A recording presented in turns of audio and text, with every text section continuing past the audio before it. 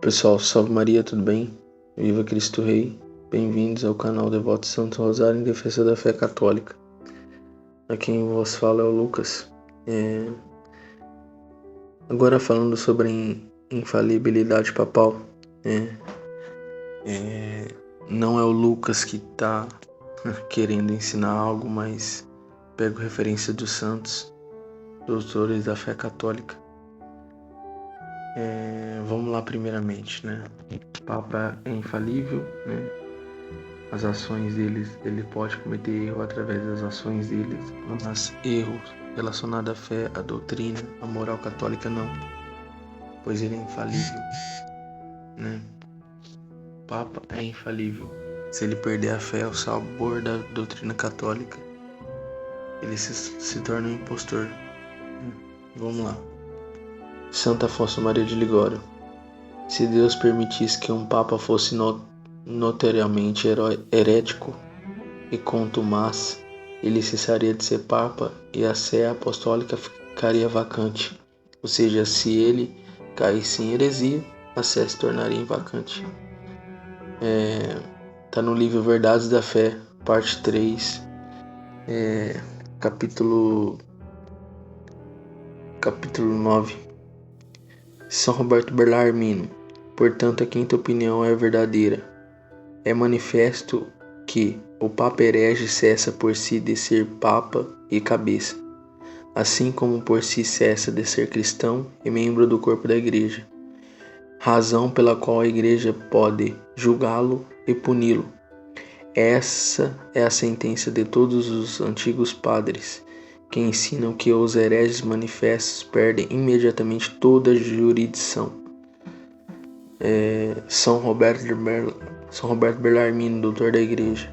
Ou seja, um Papa caiu em um tipo de heresia, perdeu o sabor da fé, automaticamente perde a jurisdição. Tem que julgá-lo e puni-lo.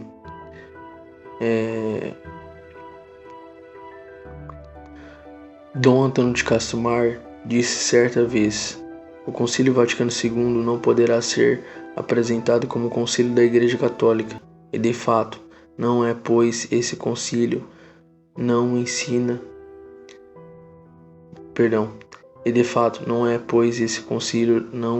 a fé católica.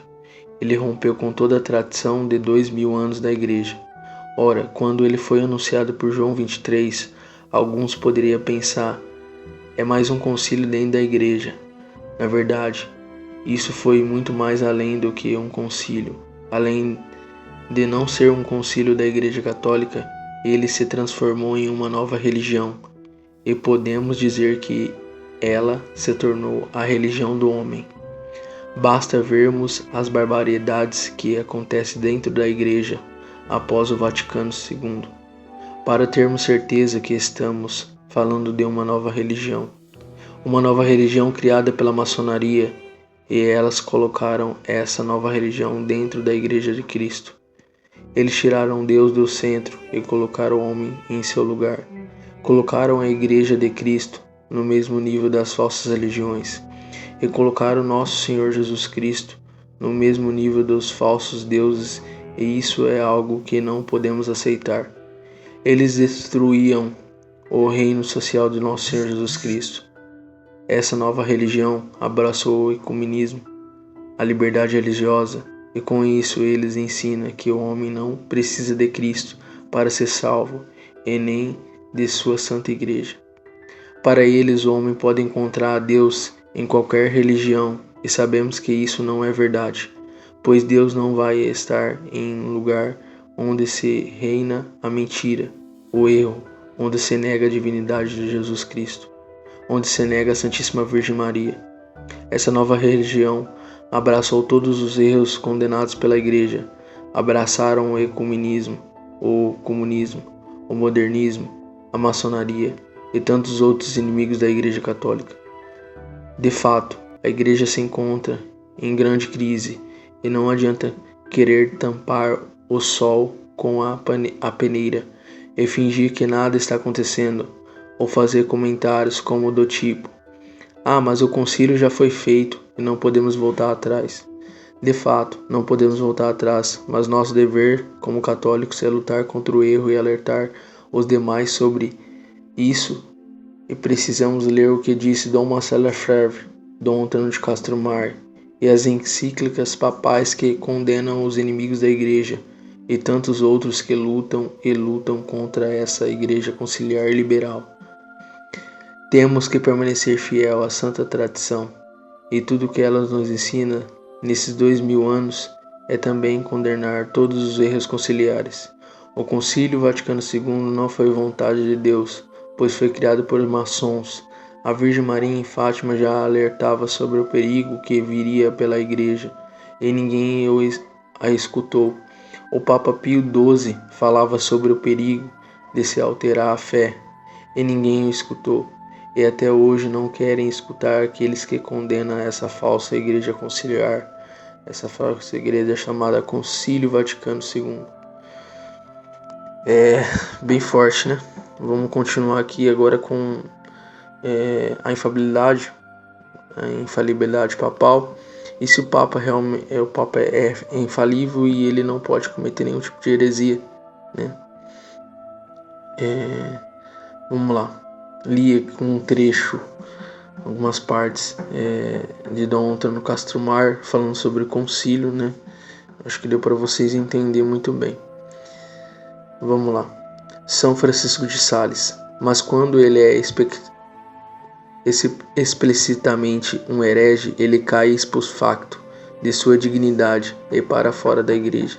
E a igreja deve depô-lo, ou como dizem alguns, declaro-lo deposto de sua sé apostólica, e deve dizer como São Pedro, que outro tome o seu lugar.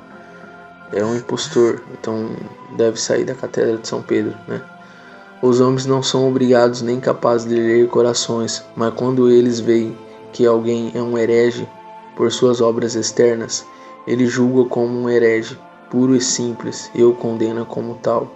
São Roberto Bellarmino, de Romano Pontífice, livro 4. Papa Inácio III. Menos ainda, o Romano Pontífice Jacta CD não pode ser julgado pelos homens, ou em vez de não poder ser mostrado já julgado, se ele manifestamente perdeu seu sabor com heresia, pois que não crê já foi julgado. É aquilo bem básico, pessoal, não tem o que falar aqui. Caiu em heresia automaticamente perde a jurisdição. É a infalibilidade papal, você não pode negar isso, que é um dogma de fé.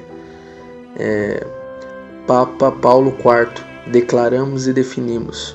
O mesmo Romano Pontífice, antes de sua promoção ou elevação como cardeal, o Romano Pontífice desviou-se da fé católica ou caiu em alguma heresia, que tal promoção ou elevação seja tida como nula, inválida e sem efeito. Papa Paulo IV, Constituição Apostólica cum ex apostolicis, ofício 1559. Código do Direito Canônico, em razão de renúncia tácita, aceita pelo mesmo direito, cai automaticamente e sem nenhuma declaração de qualquer ofício ou clérigo que apostata publicamente da fé católica. Direito Canônico 188 de 1917. Pessoal, não tem outro jeito. Todos, pós-Concílio Vaticano II, isso não é coisa da minha cabeça. Os santos pegam padres, vou citar Reverendo Padre Cardoso, Frei Tiago, Padre Gabriel, eles vão ensinar isso muito bem, melhor que eu.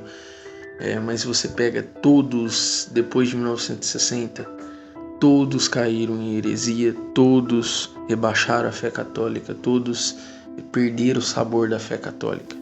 Inclusive foram jogados lá pela maçonaria, né? Já foi uma estratégia da maçonaria ter jogado eles lá. Isso é de fato. Então vemos que o último Papa, Pio XII, é o único legítimo. E depois daí todos eram maçons infiltrados para destruir a Igreja de Cristo. Espero que entenda, espero que tenha ajudado esse áudio. Deus abençoe, salve Maria e viva Cristo Rei.